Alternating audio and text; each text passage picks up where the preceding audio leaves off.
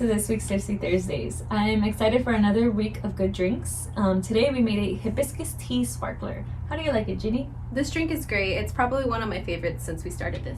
Is it because of the strawberries? No, it's actually because of the hibiscus. It's my favorite. Nice. So I actually can't wait to make this one again. Last week I spoke with Alyssa about alcohol poisoning and alcohol overdoses. And I wanted to talk about what we can do if we're ever in a situation where we see someone who's experiencing that, or how we can help. Is this about the Good Samaritan Law? It is. So it's likely that you know someone who has been affected by alcohol poisoning or overdose, which can lead to an accidental death. Many of these deaths are preventable, yet a lot of people fear arrest for calling 911. Yeah, people think they're going to get questioned about underage drinking or get in trouble in general whenever they think that they can call the police. However, that they don't know about the Good Samaritan Law, which is exactly what is going to help them, preventing them from getting any trouble.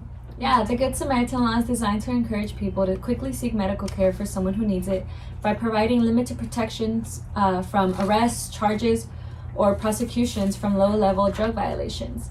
But it is important to know that the Good Samaritan Law is not a free-for-all, and it does not protect everyone at the scene from everything. It's only going to protect the person who makes that call.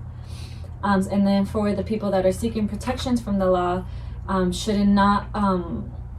not obstruct medical or law enforcement personnel, from doing what they have to do at the scene.